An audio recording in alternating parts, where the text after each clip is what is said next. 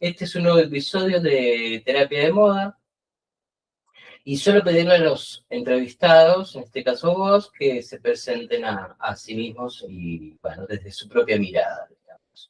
Bueno, yo me llamo Laura Morales, soy mujer, soy docente investigadora jubilada, soy mamá de un hombre de 36 años, tengo una familia muy pequeña, ahora vivo con mi hermano, soy amiga, soy militante de la vida, de la educación, militante. Es difícil ponerse en palabras. Bueno, soy mendocina, okay. Aunque nunca viví en Mendoza. La primera vez que dije, esta es mi ciudad por Bahía Blanca, fue cuando se inundó. Yo estaba afuera, estaba en Buenos Aires. Soy mendocina, pero viví siempre acá. O sea que viniste, ¿a qué edad acá?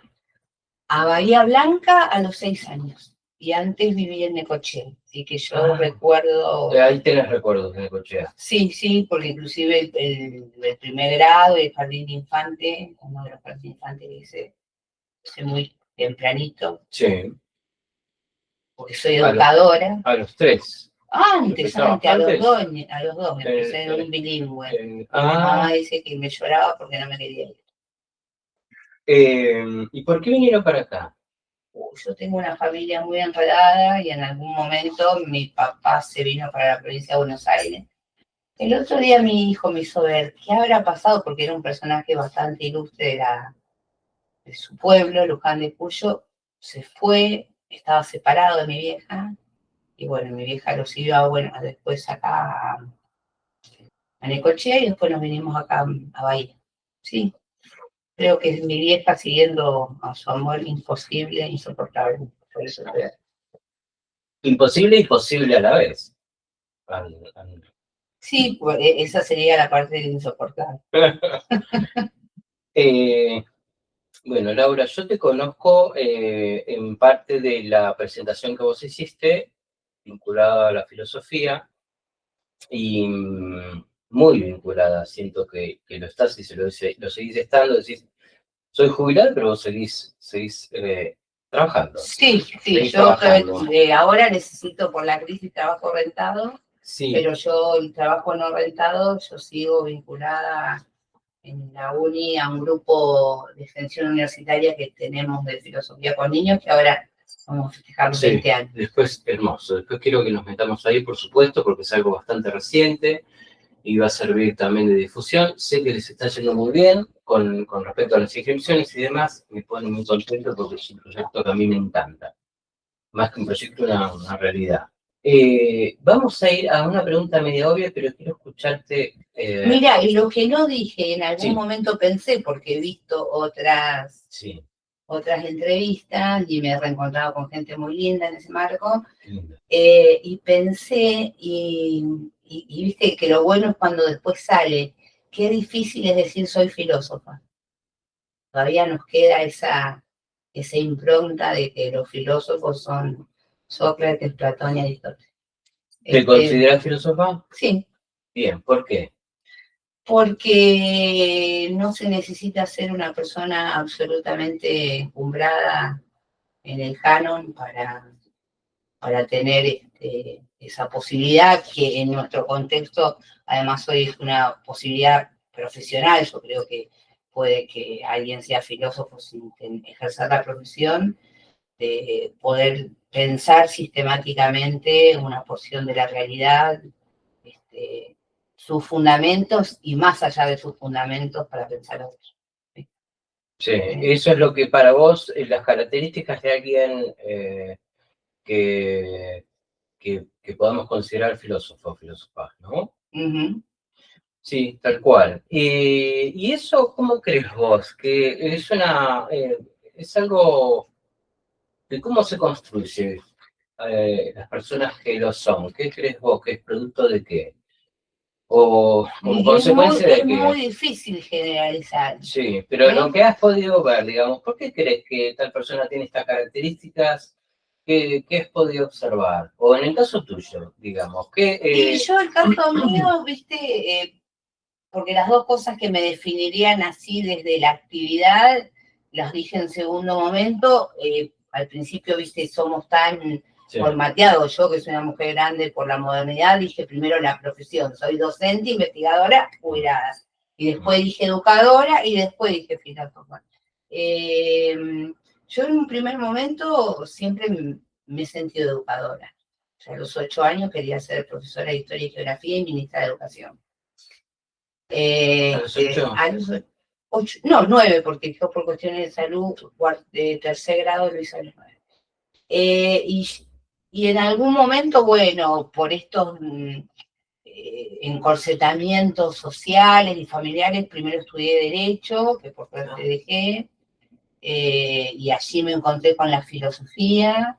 ¿Y eso lo hiciste no en Bahía Blanca porque no estaba? No, yo Derecho lo hice en la última parte de la dictadura, rendimos concurso de ingreso. ¿En dónde fue eso? La Plata. La Plata. ¿Y qué pasó ahí? Y me volví, bueno, yo ya me había empezado a gustar filosofía yendo a tomar clases para rendir el examen de ingreso, porque yo tenía profesora de filosofía que es un desastre. ¿Y tomaste clases? Tomé clases porque ay, me sale en portugués, el vestibular, por Dios. El ingreso era terrible. Pero ¿y qué tenían que hacer? Teníamos filosofía e historia. Yo siempre también digo, porque no le estudio historia. Bueno, y ahí me empecé a enamorar de la filosofía. En el curso de ingreso me siguió encantando, y después cuando empecé a cursar, que tampoco cursaba porque no salí sorteada para cursar, eran pocos los que cursábamos, íbamos a las clases que queríamos. A mí me gustaban las materias anexas. Y bueno, una que me gustaba mucho era Introducción al Derecho. Las materias troncales no me gustaban ni civil, ni romano, sacando la historia del derecho romano. Y bueno, entonces decidí me autoengañé, y decidí volver acá, ser libre de derecho y empezar filosofía. Pero siempre lo pensé desde el lugar, viste, de más canónico, bueno, enseñar la filosofía. Nunca me pensé como un sujeto filosofante. Y con el decurrir del tiempo, y sobre todo a partir de mi trabajo en filosofía con niños y la posibilidad institucional que te da la universidad, porque cada vez la está dando menos, de poder hacer una reflexión sistematizada, ya, y escribir y dar clases al modo filosófico. Me parece que me cuaja ese término, aunque por toda esta historia social de que los filósofos son los encumbrados, son los varones, son los europeos, a uno le cuesta. ¿Qué sería dar clases de modo filosófico? Para mí, dar clases de modo filosófico es que tiene que ver con uno de los textos que trae, de las cositas que me dijiste que trajeras, es poder salir de la filosofía como un discurso, ¿sí? Sino que el discurso, que es absolutamente necesario, porque somos animales simbólicos, da cuenta de un modo de vida, de un modo no solamente de pensar, sino de posicionarte, y de posicionarte en la interrogación, en mi caso, de posicionarte en el reconocimiento de los y las otras, de dar clase de una manera dialógica, de una manera que permita que el otro pueda pensar cosas distintas a vos, y eso por un lado te incomode, pero por otro lado te puede abrir puertas a otras cuestiones. ¿Crees que, a ver, ¿qué experiencias has tenido respecto de eso, que comparto plenamente, en cuanto a lo dialógico, con el estudiantado? ¿Crees que cuando vos intentás generar eso, ocurre? ¿O o se Mira, te dificulta. voy a citar a Freud, viste, la educación es un imposible de filosofar también. A veces nunca tenés la seguridad que ocurra. Sí, ¿y qué hay factores para vos veces influyen para que ocurra o no? ¿Qué podés ver a lo largo de tantos qué años? condiciones de posibilidad. Bueno, primero y principal, no sin necesidad de ser marxista, ya decía Aristóteles que hay que tener la panza llena. En contextos de gran adversidad socioeconómica, eso es muy complejo que pase. No porque la filosofía tenga que ver con el ocio, pero viste, cuando vos estás agobiado por millones de cuestiones, el poder pensar más con los y las pibas se dificulta. La condición material, me parece que es relevante, la condición afectiva.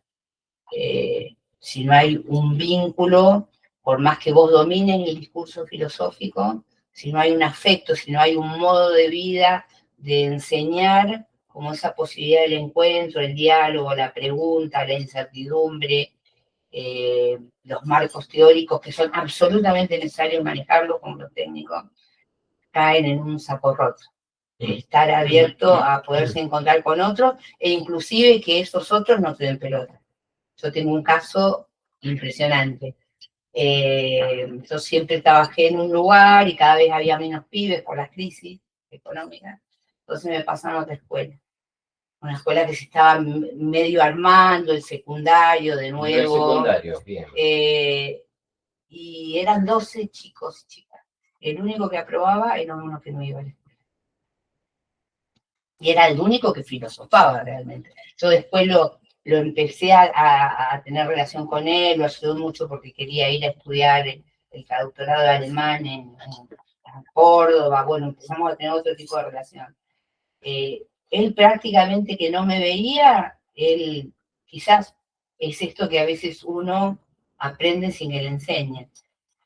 Yo siempre digo que esto es como el amor, uno puede poner todo de sí, pero tiene que haber algo de los otros. Así que en el todo de sí me parece que es fundamental las condiciones materiales, el dominio teórico, práctico y técnico y la sintonía afectiva. Que como a veces le decía a los más chiquitos que no les daba filosofía, y le digo, ¿y si les doy la vacuna del interés? Y siempre, viste, sí, así aprendemos. Y uno, que en general en los sectores socioeconómicos más vulnerados, los más inteligentes son los más disruptivos, los menos adaptados. Dice, pero ustedes son boludos, dice, si nos da la vacuna del interés, vamos a hacer lo que ella quiere, no lo que a nosotros nos interesa.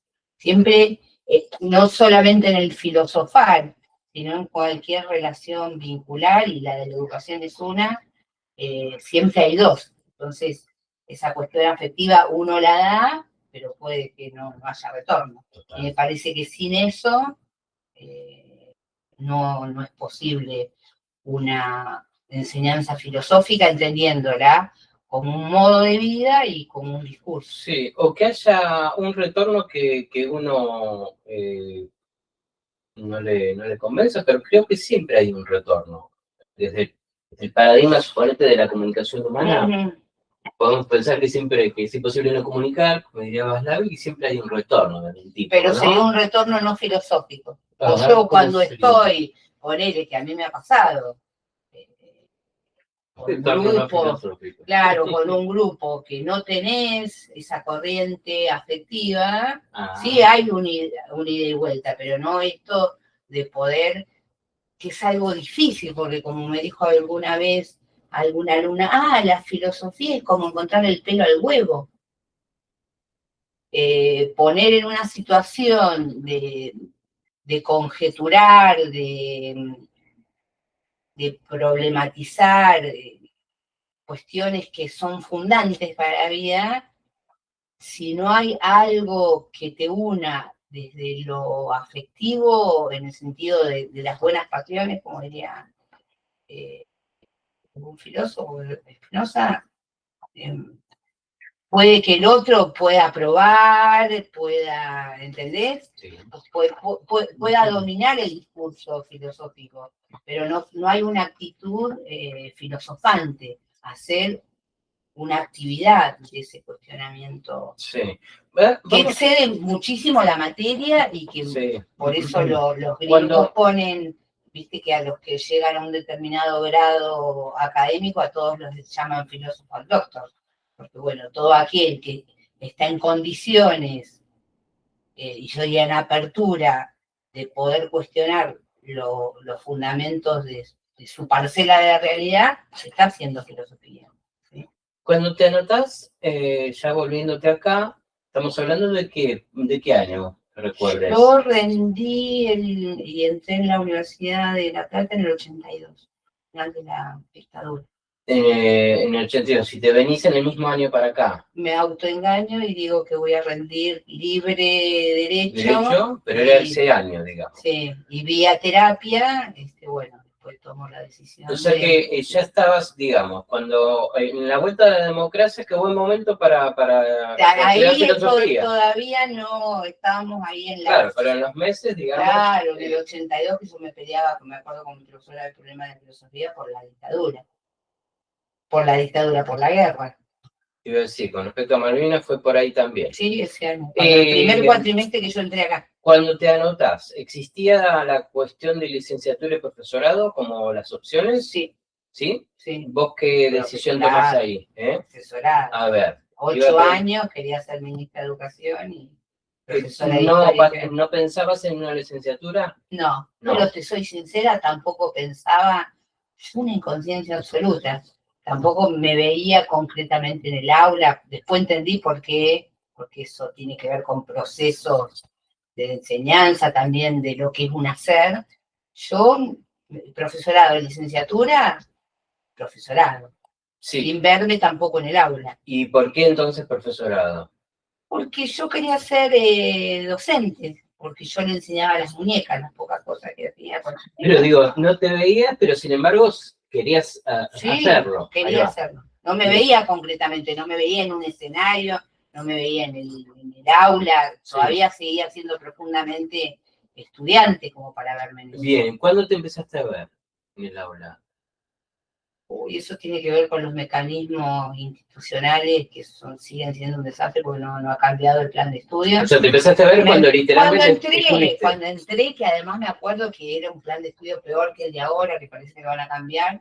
Yo estudié en la Universidad del Sur, que es totalmente deductivista, al final tenías las prácticas y te recibías el último día con una clase. Yo pensé que venían, viste, entraban a observar, porque te observan, y estaba la profesora, el profesor, eran 5 al final, claro, porque parece que había un quilombo bárbaro, que algunos estaban muy conformes con mi actividad y otros sumamente disconformes. Creo que ahí me empecé a ver como cuando empecé a preparar las clases, que fue al final literalmente de mi carrera. Sí. Ahí cuando me encontré con eso tanta necesidad de que toda actividad tenga una práctica. Yo veo acá tantos instrumentos musicales, yo siempre digo a mis alumnos de la universidad, bueno, cuando era docente, acá es como que estuviste 4 años, 5 años, 7 años estudiando guitarra sin tocar una guitarra. Entonces, ¿cuándo me empiezo a ver? Cuando hago las prácticas. ¿Y qué empezaste a ver ahí? Y empecé a ver la complejidad, me fascinó, era una cosa... ¿Qué cosas tuyas empezaste a ver, por ejemplo? ¿Qué empecé a ver? Que me gustaba, que me encantaba no solamente dar la clase, sino prepararla. Bien, bueno, yo después fui profesora didáctica de la filosofía. Claro. Me encantaban los chicos, las chicas, veía que eran capaces de hacer cosas increíbles, como en esta ficción que fue mi última clase, ellos y ellas se levantaron del piso, que estaban envueltos en banderas, era el último año en la escuela normal, y estaban de festejo, y se levantaron, se sacaron todo, e hicieron la gran escena de oír mi primera clase de unidad de lógica, que terminaba ahí todo. la ficción que suele ser la educación, el cómo sí, que es un problema que hay que batallar, la conflictividad, me acuerdo que la que era la abanderada desaprobó la evaluación. Sí, pero me encantó y gran parte de lo que yo tenía como déficit de la educación institucionalizada en relación a las prácticas docentes, si bien tenía un buen repertorio teórico para el objeto de enseñar, eso lo suplí con la enseñanza que me dio del trabajo con otros y otras, la militancia universitaria. Sobre todo yo trabajaba en la parte de extensión universitaria, digamos a los barrios, entonces yo ahí tenía un manejo que me permitió no llegar tan dura como paquete de pastillas, porque si no, me imagino como, qué sé yo, un tipo que estudió toda la vida cirugía y de pronto, bueno, a cirujanear y nunca hubo un proceso sostenido en el tiempo. Sí, me vi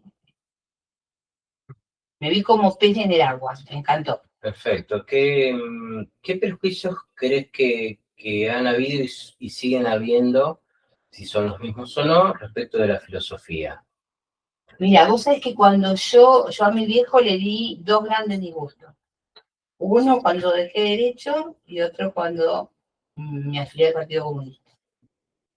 En las 2 veces prácticamente no me habló, pero a mí mis compañeros del secundario me retiraron el saludo cuando yo dejé Derecho. Además yo había entrado muy bien en el examen, porque entre otras cosas no me interesaba tanto no entrar.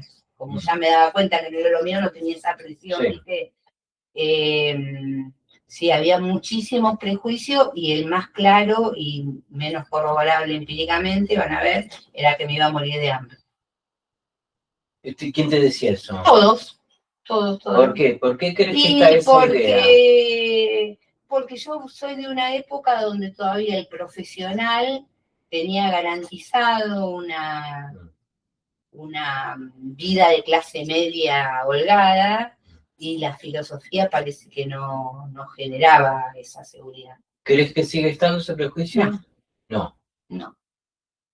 Sí, me parece que hay un prejuicio importante. Justo el otro día, no sé dónde estaba, y me dice una estudianta, no, una empleada de comercio, que su profesor de filosofía, su maestro de filosofía, le había dicho que la filosofía no da respuesta.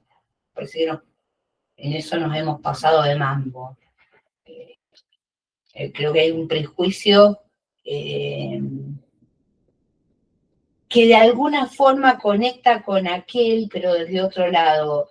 Aquel de que te ibas a morir de hambre es porque la filosofía es inútil, en el sentido de que no tiene un impacto claro dentro del mercado, de la sociedad capitalista, y ahora esto de que la filosofía no da respuesta, de que es todo pregunta, me parece que también tiene que ver con eso. Yo no estoy con ese posicionamiento de que la filosofía solamente problematiza. Ahí hay como dos, también en la tradición filosófica hay como dos grandes. ¿Cuáles son esos grandes? Y una que le da mucha importancia al problema, y otra que le da mucha importancia a las respuestas a los problemas. Y me parece que esas dicotomías no son fecundas, porque la que le da mucha importancia a las respuestas genera una transmisión academicista, no académica, ¿sí? Sino güera, muerta, se transmite eso de una manera no vivificada, y la que le da exclusiva importancia a los problemas no da cuenta que la filosofía en su respuesta es parte muy relevante del tejido social. Pienso, qué sé yo. Bueno, veo Hegel, Marx, Heidegger. Bueno, son tipos que en distintos lugares, por decir algunos, ¿no? En distintos ámbitos de la cultura, algunos más específicos, bueno, han sus respuestas han sido profundamente impactantes. Total. Por ejemplo, yo tengo mi psicóloga que es lacaniana y es muy divina, y yo la chicaneo y le digo, ay, no pareces lacaniana. Fíjate si no son importantes las respuestas, bueno, y debajo de Lacan está Heidegger. Pues sabes que, a raíz de esto que decís, estaba pensando cuando ingreso a la carrera de psicología en la Universidad Nacional de Mar del Plata. Esto te lo quería comentar porque me parece que está bueno. Las primeras 3 materias del primer cuatrimestre es filosofía. Una de las 3. Una de las 3 es filosofía. Primer cuatrimestre, primer año. Y lo cual, bueno, claro, ahí te das cuenta de la importancia que se le daba, que se le da. Y siempre el discurso era bueno, la disciplina, incluso a nivel histórico, la psicología aparece mucho después como disciplina, pero la bajada de línea que nos daban es que era, bueno, que decía la ciencia madre, este concepto. Claro, Madre. Es más, en ese marco muchos dicen, bueno, la psicología fue la última ciencia que se independizó de la filosofía. Exacto, una cosa así, pero yo a la vez prefiero que no se independice tanto. Yo te quería decir que noto una gran diferencia entre psicólogos influenciados por la filosofía y los que no. Influenciados por la filosofía estamos inevitablemente, ¿no? Pero me refiero a conciencia, a ponerte a leer, ¿no? Y a interesarte por los autores. Y vos sabés que sirve un montón para... de hecho, la corriente esta llamada tercera fuerza, que es la monístico-existencial, proviene de filósofos existencialistas, ¿viste? Entonces, casi toda la parte de los autores de psicología, sí o sí quizás es la corriente de psicología que más habla de filósofos, la monístico-existencial. En este caso, los humanístico-existencial. ¿Sí? Sí. Lo que pasa que en Argentina, bueno, vos acabas de nombrar a Lacan, tenemos una tradición medio que cooptó el monopolio del psicoanálisis, que también tiene mucho de filosofía, por supuesto, pero pareciera que la que más explícitamente se le ha dado bola a los filósofos es la humanístico-existencial, y ahí sí o sí ves Heidegger, Kierkegaard, Sartre, por supuesto, y si te pones a mirar esos textos, digamos, te da muchas herramientas para la psicología.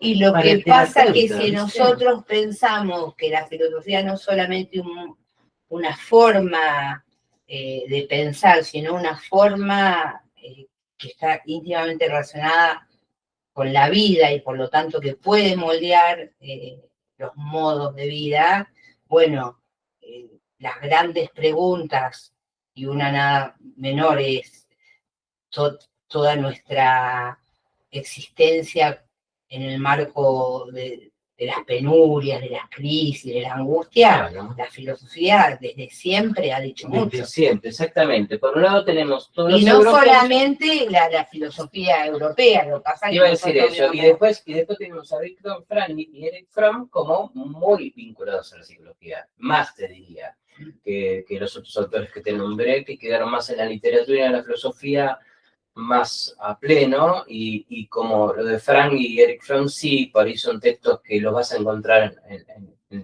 más comúnmente en la carrera de psicología, pero quería destacar esto porque me parece que suma mucho al rol de psicólogo estar con las cuestiones de la filosofía siempre presentes. Claro, porque ahí es donde vemos esto del problematizar, porque también tiene que ver, y estimo que en el rol de ustedes es fundamental, bueno, cómo transitan su vida en relación con los pacientes, porque allí hay una cosa que es muy compleja, y bueno, reflexionar sobre estas cuestiones. ¿Cómo transita el paciente su vida? Y las tuyas. Porque yo me acuerdo que una terapeuta me dice, usted da clase para usted y su hijo. Digo, mire, aunque venga Freud a decírmelo, yo también doy clase para mis alumnos. Porque yo tenía una cosa compleja que es por ahí no saber establecer en esta afectividad. Es cierto, uno se tiene que involucrar sin quemarse. ¿sí? Y a ustedes les pasa lo mismo. Es decir, o digo, vos también no ejerces tu profesión por tus pacientes. Entonces, esa laburos donde queda mucho más expuesto a lo vincular, bueno, la filosofía puede aportar mucho. Y en un físico puede aportar mucho porque la filosofía teórica está absolutamente relacionada con la madre, con el nudo de la filosofía, que es la ontología, que es la realidad. Así que... Mirá Discépolo cómo está inspirado con la filosofía. Bueno, los tangos. Bueno, Cafetín. Exactamente. Permiso. Filosofía da dos timbas. La poesía cruel, no pensar más en mí. Pero casi todos los textos. ¿Cómo te llevas con respecto a la cuestión de la divulgación de la filosofía? Estaba pensando, mi opinión, a ver, ¿qué pensás? Creo que está desde hace unos años en un buen momento la disciplina con respecto a cómo se resignificó por algunos divulgadores. La palabra, si bien a mí divulgación no me termina de cerrar, nosotros en la uni creamos un concepto que se llama la transescolaridad de la filosofía. Sí, que sería... Y que es que la filosofía transite no solamente los espacios académicos y escolares, y uno puede ser, por ejemplo, los grandes medios de divulgación, de comunicación, me parece muy relevante, ¿sí? Muy relevante, y bueno, los hay mejores, los hay peores, algunos que te caerán más o menos simpáticos, pero han ayudado a desmistificar esto de que la filosofía es algo obtuso, que es algo inaccesible, que aún en los planes de estudio, por ejemplo, del secundario se ve, y eso tiene que ver con una mirada, pero pretérita, de que no se filosofa hasta edades avanzadas y no solamente lo hacen aquellos que están para grandes tareas, por eso está en el último año del secundario y antes solamente estaba en el bachillerato, que eran los que iban a la universidad. Sí, es un momento interesante que la actividad filosófica ha permeado distintas cuestiones. Como siempre, con las tensiones y los inconvenientes y como la filosofía fagocita todo, hoy las grandes empresas multinacionales, en muchos casos, dentro de sus planteles, también tienen personal especializado en filosofía y hay una filosofía en empresa. ¿Sí? Pero me parece interesante. Yo más que divulgación de la filosofía, me parece que ha sido un momento interesante. Bueno, ahora estamos en un caos que habla de lo que decía al principio, sin algunas condiciones materiales mínimas, pero de una democratización del campo. ¿Qué sería? A ver. Esta cuestión de poder ver que a la actividad filosófica se puede acceder sin tener grandes preseas, que al filosofar todos estamos en condiciones de hacerlo, que el manejo del discurso filosófico, de las teorías, implica una especialidad, pero que eso no va en detrimento al que uno tenga una actitud filosófica y que conociendo algunos autores de la tradición o pensando algunas producciones culturales de manera problematizadora, uno está arraigándose en ese campo del filosofar, de la actividad filosófica. En ese sentido, digo, democrático. Sí. Para que no pase algo que me pasaba a mí, club universitario, año 82, 83, ¿sí? Bueno, han pasado tantas cosas. Una, el cortejo sexual era totalmente distinto. Vos, para tener un acercamiento con el otro, tenías que bailar lento, cosa que no existe más. Entonces, había todo yo siempre hablaba con los chicos y las chicas en el secundario, cuando empezaba a dar mis clases los primeros días. Y había como una fórmula, ¿viste? ¿Cómo te llamas? ¿Cuántos años tenés? ¿Qué estudias? No, en esa época no había eso. No había eso. Y bueno, y otra cosa importante era que si Pero vos pará, te... ¿quiénes hacían esas preguntas? No, iba siempre el varón. Porque Siempre te el varón pregunté. te sacaba a bailar. Estas Y preguntas cuando las a hacen. vos te gustaba el tipo, si no te gustaba le aplicabas codos.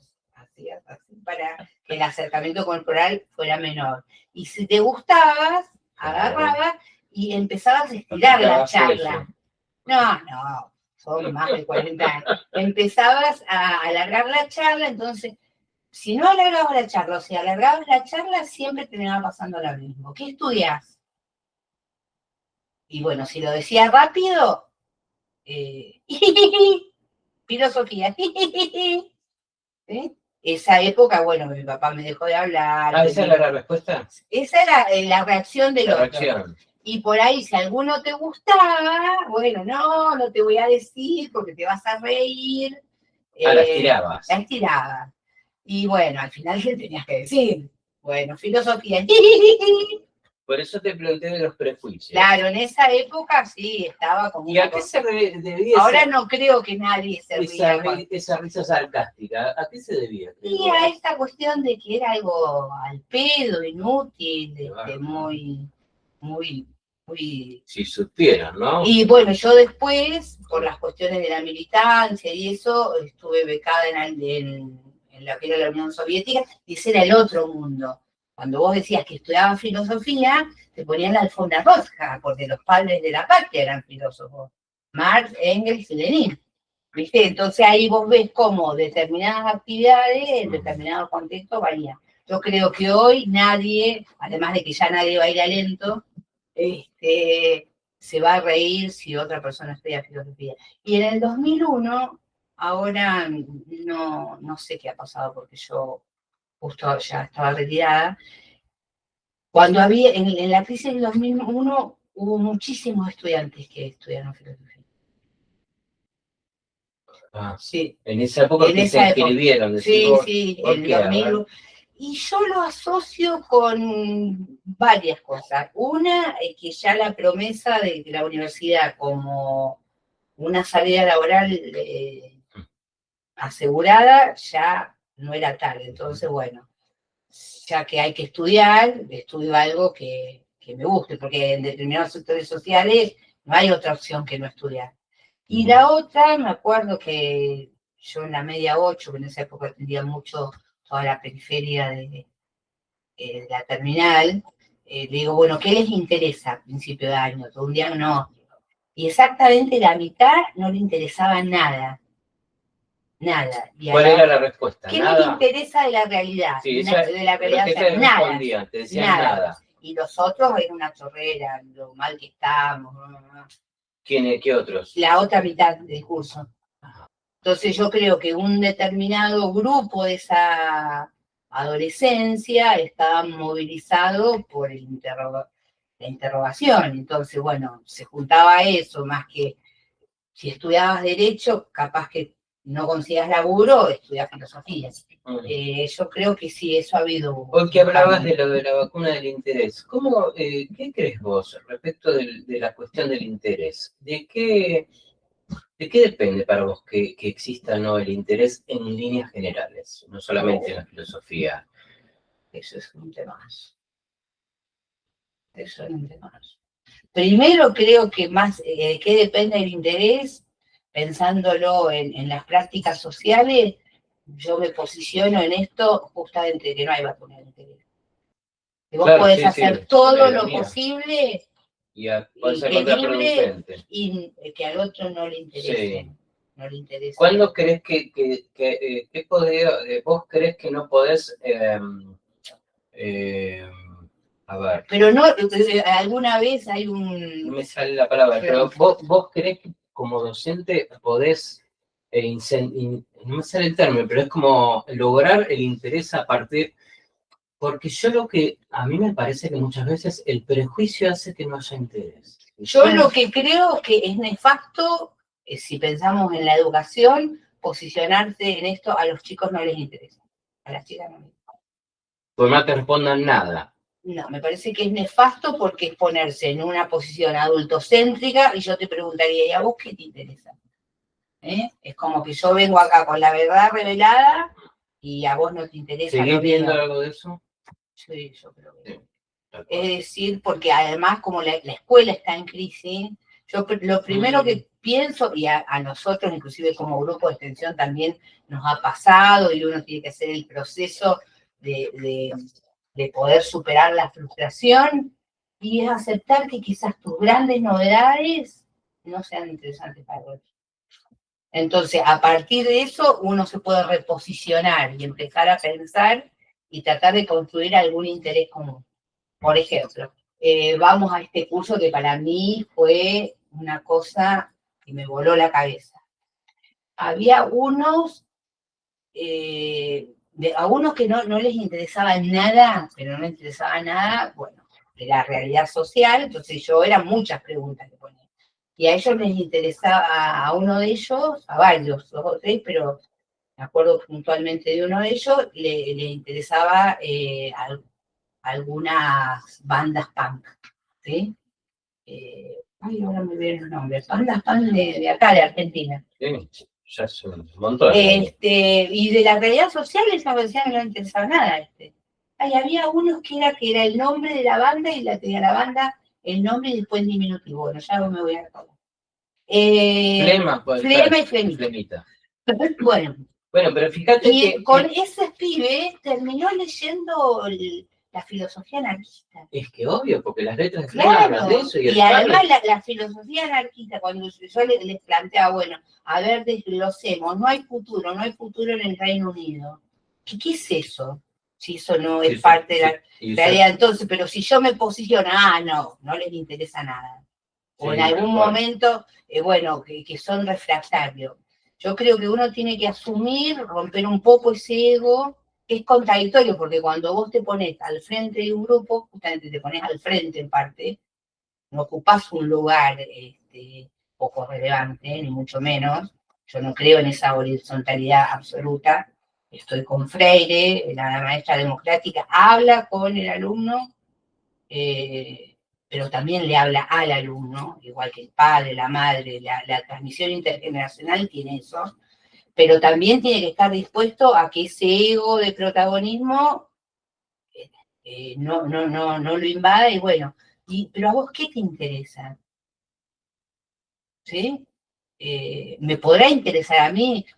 ¿Por qué me interesa a mí y no te interesa a vos? Yo creo que uno de los grandes problemas a nivel teórico que hay en la formación docente es que los docentes en general, en la carrera docente, no se estudia antropología. Esa reflexión sistematizada de la otredad no está. ¿Sí? Y entonces por eso caemos en el adultocentrismo, caemos en una visión de clase media, que mucho cuando se hizo obligatorio el secundario, a mucha gente lo que le molestó del menemismo fue que tuvimos que dar clase a los cabezas negras, antes nosotros no le dábamos clase.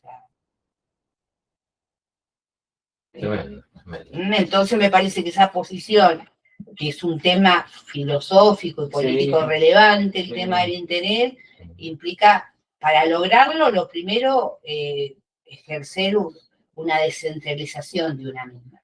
Bueno. Sí, que muchas veces ese ego se va inflando precisamente por lo académico, por el contexto ese. Y también se va por otro lado, paradojalmente, desinflando el propio interés por las condiciones.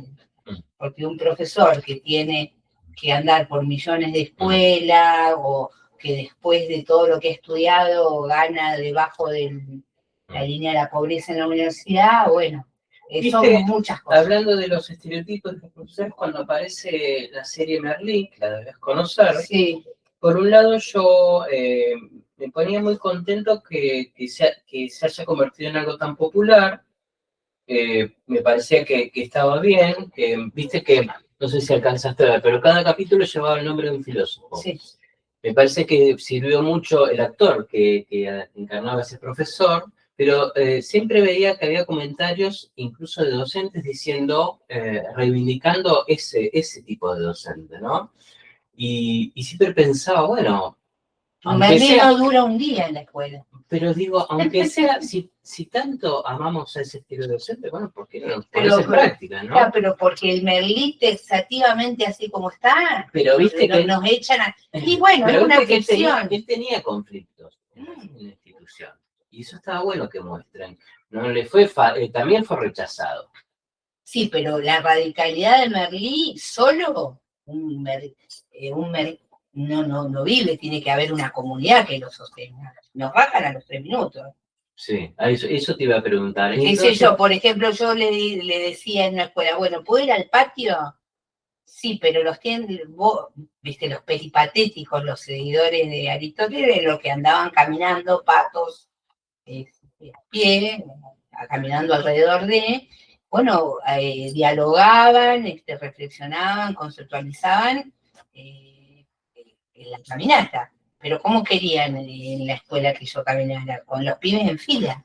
Imagínate, era la pata con los patitos.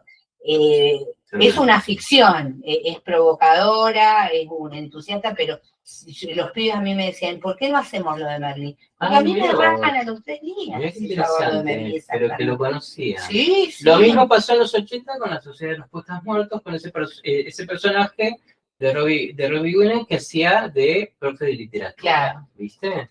Entonces también hubo que, wow, copado. Digo, claro, lo que pasa es que ahí queda una ficción nada más, ¿no? Bueno, pero el arte es eso, el arte es movilización y... Sí, ya que provoque eso está buenísimo. Y que a muchos nos...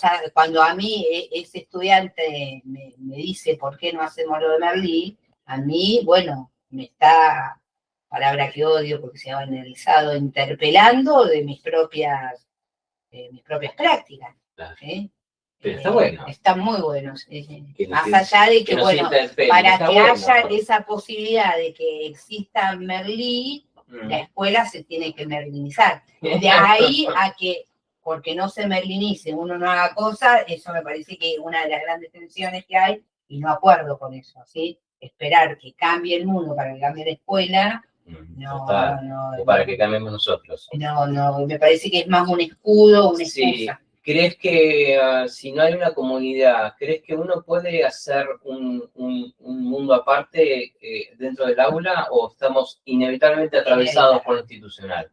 Yo en algunas veces tenía esa fantasía, aún leyendo, estudiando, que cerrar la puerta y bueno, todo lo que enseñas en la universidad, después ahí cerrar la puerta y es tu curso. Y a mí una vez me pusieron un vidrio en el café, Fernando. Pusieron el vidrio del café y fue terrible. Porque yo me creía una especie, viste, en esto del ego de Jacinta Pichimahuida, para los que son jóvenes, era un personaje, una maestrita amable, amada, y una especie de Jacinta Pichimahuida y Sócrates. Sí, un pibe me puso un vidrio en el café. Y fue terrible para mí. Y la revictimización que tuve de escuela, y ahí es donde vos ves que el aula es contenedora, pero el continente no deja de existir. Entonces, por eso tiene que haber muchos Merlí, por eso tiene que haber grupalidad, por eso este grupo al que yo pertenezco de filosofía con niños, se pudo sostener por una grupalidad, porque hubo momentos donde las políticas universitarias permitieron la extensión. Hablando de ficción, eso que también se ha bastardeado bastante, nadie se salva solo, sí. Eso sí, total. Los cambios... ¿Crees que hay una...? Porque si no, yendo a los poetas muertos, vos fijate que es un mensaje que se puede leer de muchas formas, uno de los pibes termina matándose. Sí. ¿Crees que hay una filosofía argentina? Sí. A ver, ¿cómo sería? Sí. Que es muy periférica. Yo, uno de mis grandes filósofos es don Arturo Roy, que tuve la posibilidad, y bien cholula, de abrazarla, un mendocino,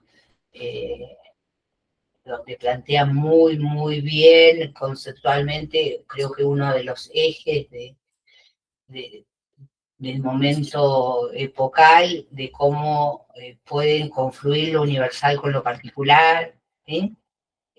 Sí, hay una filosofía argentina potente,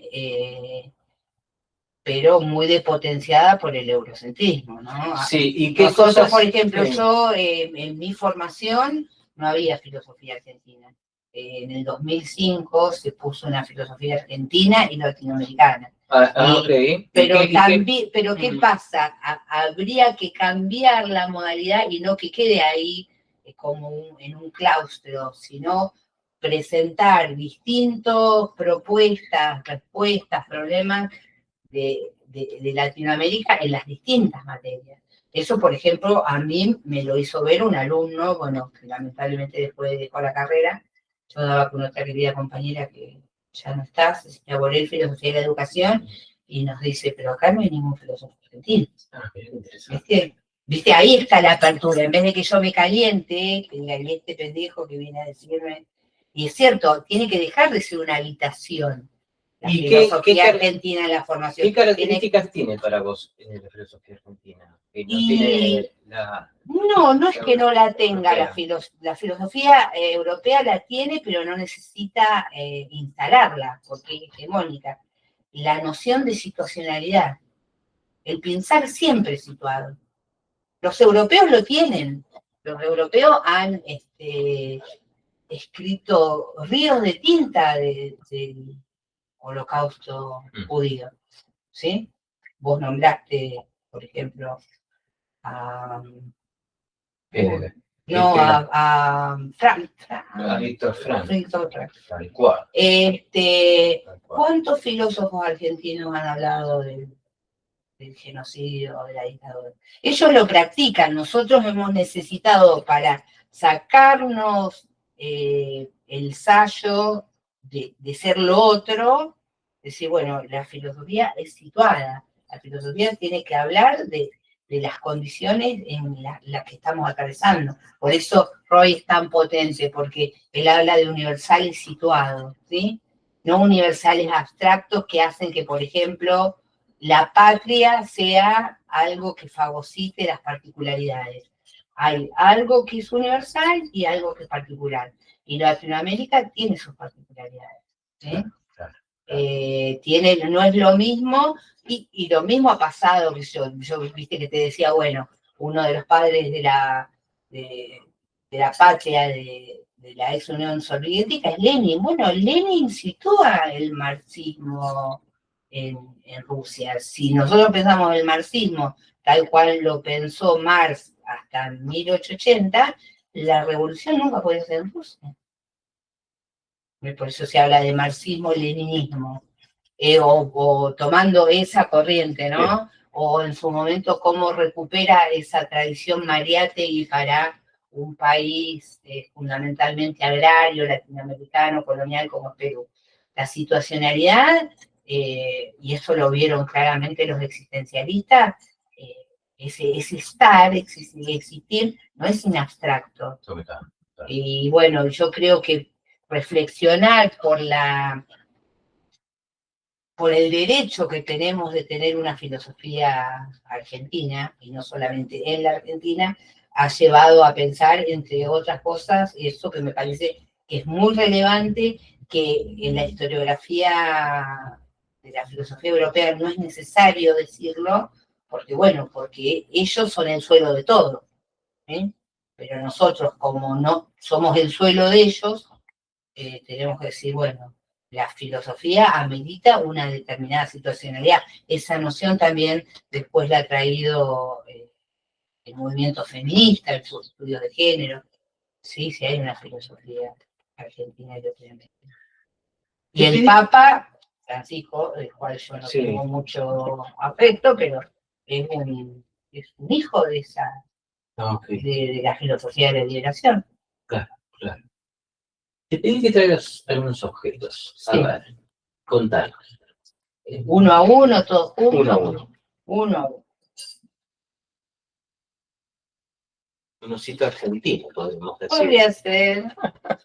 A ver. Bueno, ese es el regalo que acá está unida. Sí.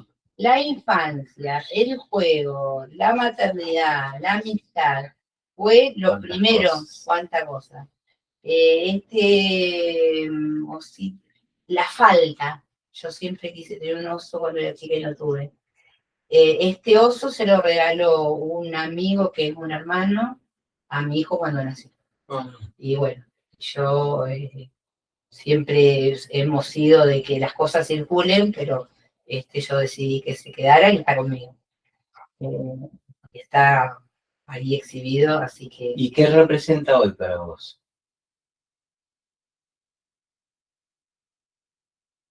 El amor.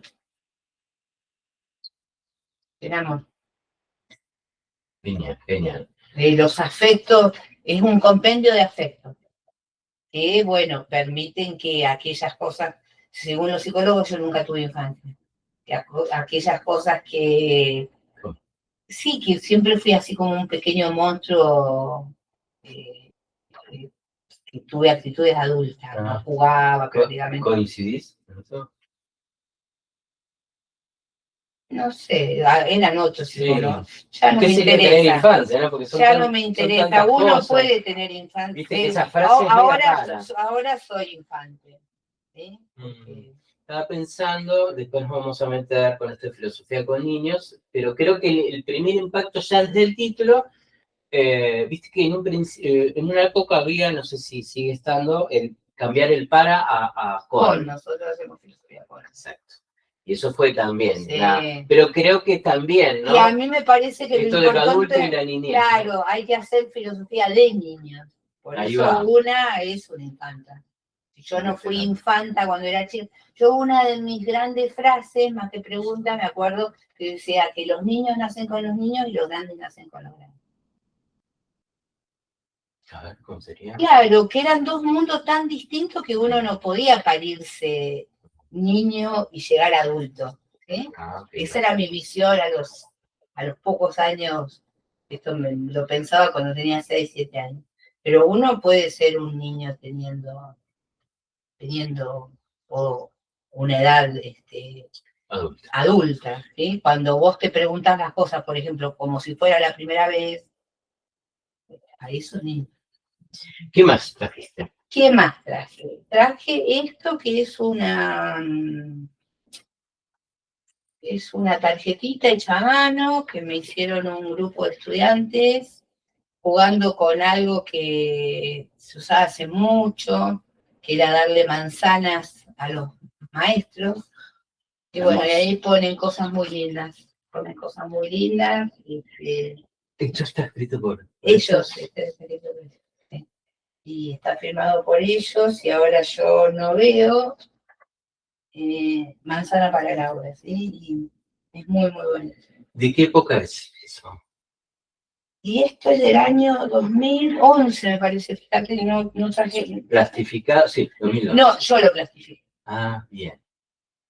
Yo lo plastifiqué y como cuelgo todo lo tengo guardado. Y también habla del derrotero, porque no todo es color de rosa. En algún momento me he tratado de conectar con alguien de los firmantes, que estimo que fue una de las personas que promovió esto, y no me contestó. Porque la vida es así, va bien. ¿Te acordás cuando te dan esto? Sí, yo en la universidad, además de dar clase, bueno, que vos que fuiste mi alumno, te acordás que yo los acompañaba, los seguía, porque eso era supervisión, control y acompañamiento, en sus clases. Y estaba ahí en el gabinete y apareció uno que tocaba la guitarra y tocaron la guitarra, no me acuerdo si cantaron esto. No, fue maravilloso. Bueno, fue maravilloso, igual que cuando yo me jubilé, viste, bien maestrita estructurada, yo hasta el último día llevé mis recursos didácticos, la clase. Ahora que decís Sí, esto me despidieron hermoso. de cuando fuiste mi profe, siempre me acuerdo y cómo se enlaza, qué importante es para nosotros como psicólogos, al menos para mí, y esos 2 años fueron muy importantes y de mucho aprendizaje. Una de las chicas, no fue en tu materia, creo, prepara como una de las instancias finales, una clase sobre de cómo veían distintas culturas el concepto de la muerte. Y eso brillante, Qué hermoso. brillante. ¿Y Y de eso qué solo disciplina era la y- muchacha? de filosofía, Ah, de de filosofía, filosofía. filosofía. Ella estaba así, terminando filosofía. Y yo eso lo he comentado en varias cuestiones de las terapias, ¿viste? Cada tanto Palabra me, prohibida cada para tanto, la cultura cada tanto me actual. aparece esa experiencia y la cuento y digo, mira también cómo aportó, ¿no? Cómo aportó esas experiencias a nuestra profesión. Es así, ¿viste? Porque primero eso de lo que no se habla y creo que el aporte de esta chica fue un poco, bueno, che, lo hizo con una muy bien, muy bien. La idea es cómo lo realizó, ¿no? Totalmente. Incluso hablando, como una de las características es que hay culturas que no es un tabú esto, todo lo contrario, sino que es una ceremonia y demás, ¿viste? Entonces, bueno, fueron cosas muy importantes y que aportaron a cada uno de nosotros bastante, porque lo he podido hablar, a la profesión que ya veníamos teniendo, ¿viste? Entonces yo, cuando ahora abren esta formación de filosofía con niños, también la he compartido y la he ofrecido. Sí, Para, yo, porque, bueno, porque lo... a mí creo que yo el mote de poder decir que soy filósofa tiene que ver con este campo, ¿viste? Ah, A mí primero le perdí miedo a los niños. Yo me llevaba muy bien con los adolescentes, con la primera juventud, y a los niños les tenía terror. Y bueno, y esa actitud que pero en ¿cuál era el que... filosofía con niños no tiene que ver con lo etario, sino esta actitud infantil que está condensada en Sí. algunos de estos niños. Pero Es ¿cuál era el miedo magnífica. que tenías? Yo no pensé que nunca iba a poder estar frente de un grupo de niños. Ah, en ese sentido, que no ibas a llegarles. No, ni a mí ni me interesaban los niños, la infancia era algo que para mí no, porque tiene que ver mucho con esta idea de que lo dialógico es solamente el discurso muy banal. Yo siempre digo, mi hijo empezó a hablar muy rápidamente porque pobre criatura, hasta que no pudo hablar, yo no le entendía nada, mirá, no era prueba-error como el resto de las madres, era error, ¿viste? Muy centrada en lo discursivo, y en cambio el pibe tiene condensado lo discursivo a veces y te pone pero te ponen en el tapete cosas increíbles, que te vuelan la peluca. Bueno, ¿qué más? Bueno, y mi amiga, compañera, quien ha quedado a cargo de la cátedra donde yo estaba, dice que yo soy incoordinable en los talleres. Entonces vos me pediste 3 cosas y yo te hice trampa. ¿Por qué? Porque esto es un libro fotocopiado y una imagen de una poeta. Como están acá juntos, esta es Alejandra Pizarnik, Ah, mirá. y que tiene que ver que yo en mi casa pongo muchas cosas, me gusta trabajar con el... ¿Y este dibujo? Este dibujo es del packaging de una librería de Buenos Aires. Ellas, junto con otras cosas, están en mi casa dentro de un frasco de vidrio. Y esto tiene que ver con que a mí me gusta mucho lo manual, me gusta mucho el arte. Sí. ¿Por qué ese libro y por qué Pizarnik? Y este libro tiene que ver con el arte de vivir, con que la filosofía, esto que te decías antes, no es solamente un texto discursivo, no es un discurso, sino tiene que ver con cómo vivimos, y vivir, eso lo vieron también los existencialistas, no tiene ningún sentido prefijado, sino que hay que hacerlo, y eso es todo un arte en el que se nos va la vida. Sentido, ¿no? Claro. El título del libro. Bueno, hay que encontrar modos, ¿sí? Way es la traducción en inglés. Y este libro es de un gran filósofo, al cual Foucault le robó muchísimo y nunca lo citó. ¿Qué cosas le robó? Casi todo. ¿Sí? O Foucault, sea, Foucault era fantástico porque él, como buscaba romper con la forma del discurso moderno, una vez que ganó las cátedras, porque siempre perdía, por eso él nos citaba, viste, como citan otro, bueno, esto lo dijo Minar, pero después lo sugirió a él para que lo siguiera en su cátedra del Collège de France. Se llama Pierre Hadot, es un historiógrafo de la filosofía antigua, y bueno, y él es el primero que sistematiza cómo la tradición filosófica tiene que ver con tratar de encontrar un modo de vivir, que en la modernidad y cuando sobre todo se institucionaliza la filosofía, esto ya se profesionaliza en ese sentido técnico. Otro gran crítico de esto ya había sido Nietzsche, ¿sí? La Escuela de Frankfurt, siendo académico, bueno, y Marx, que nunca pudo acceder a la academia porque lo bajaron rápidamente. Entonces el arte tiene muchas expresiones y para mí ese arte de vida tiene que ver con esta idea de un ejercicio de la vida que se trasluce, bueno, en mi caso fundamentalmente en el ámbito de la educación, pero también en otros, y bueno, y como una representante del arte como lo entendemos en Occidente, con estas categorías divididas, una gran representante. A mí me voló la peluca cuando era muy chica, dos versos de Pizarnik, en la que también está condensada la tragedia. Es tan lejos pedir, tan cerca saber que no hay. Entonces el arte tiene esa posibilidad de... Sí, sí. Amén de que, bueno, a mí el ejercicio profesional de la docencia y de la filosofía me ha dejado con incapacidad de leer. Yo ya no estoy tan formada. Claro. Y cómo, bueno, pero ¿por qué fue reemplazado para vos eso?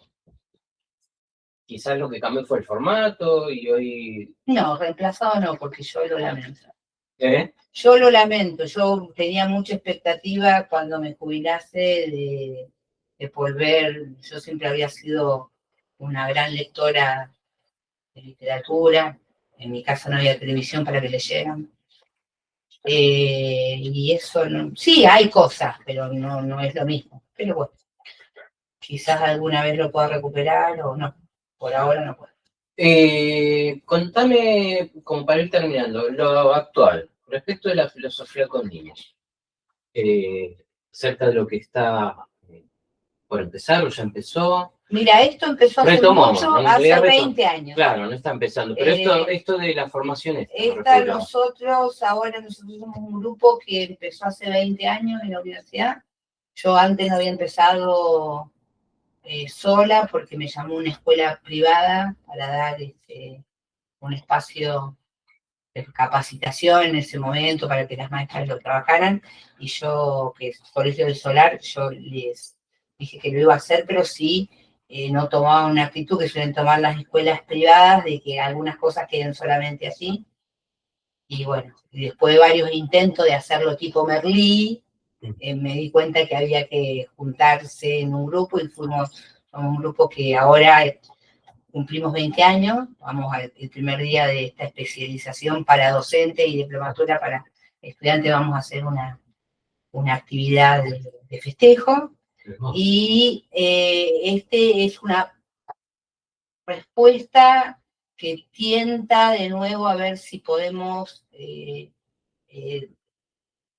sistematizar más la presencia de la filosofía en la escuela, porque a nosotros, no solamente a nosotros, la pandemia nos destruyó, la escuela está explotada, y las formas que teníamos de trabajar con las y los docentes, cuando volvimos después de la pandemia, vimos que no nos están permitiendo sostener los espacios con los chicos, que es lo importante, porque la idea es que hagan filosofía los chicos, ya sea niños, niñas y adolescentes, pero con sus docentes, no que nosotros vamos como una afuera. Entonces planteamos algo que es bastante loco, porque es una especialización que, si bien da un crédito para los docentes, un año y medio, ¿viste? En un momento como el actual, pero ha tenido muy buena convocatoria. Claro. También pensamos, porque esto es fundamental en la extensión universitaria, que estén los estudiantes, así que si bien en los presenciales van a convivir docentes y estudiantes de cualquier carrera de profesorado, ya sea universitaria o de formación docente superior, después van a tener trayectos distintos, a ver si, bueno, si puede seguir andando la filosofía en la escuela. Esa es la propuesta, con una sistematización de marcos teóricos, pero también con un trabajo de campo, por esto de que unir la teoría con la práctica es lo único que permite la experiencia. Sí, Es sí. esto que vos decís, bueno, vos cuando tuviste ese encuentro de tu compañera de filosofía que te da cuenta de la relación que las distintas culturas tienen con la muerte, ha sido una experiencia para vos, ha sido algo que te ha hecho una modificación. Bueno, si nosotros pretendemos eso,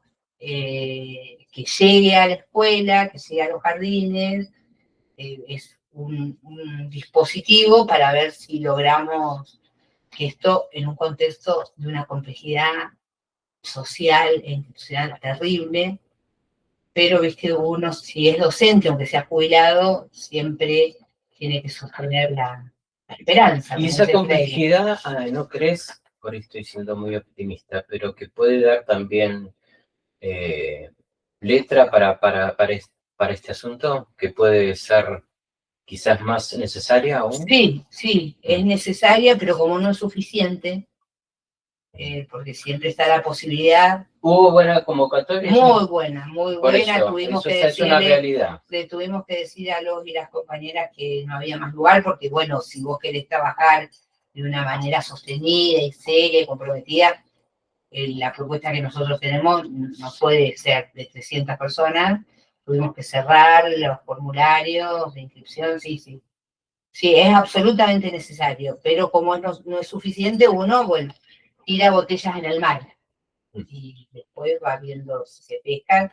Además, sí es muy importante porque en un contexto de demolición sistemática que el gobierno nacional tiene de las universidades públicas en especial y del sistema educativo en general, esta es una apuesta relevante, una apuesta por el pensamiento crítico, una apuesta por la grupalidad, una apuesta por generar espacios comunes. Bueno, uno de los filósofos que inventa esto habla de la comunidad. ¿Sí?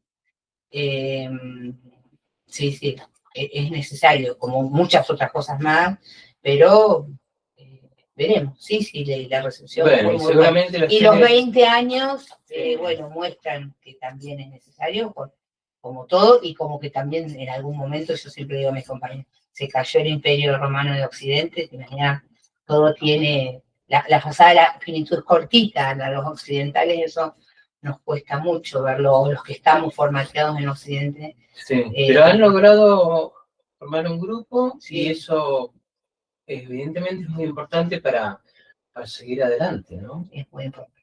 De grupalidad hay que formar siempre. Los Merlí solitos no tal sirven. Tal cual, totalmente de acuerdo. Bueno, ¿cómo te sentiste? Cómoda, sos muy, muy lindo. Bueno, me trajo el amor más que nada. Así no he sido defraudada. Gracias. Bueno, hermosa charla. Gracias. Así que lo mejor para vos. Igualmente.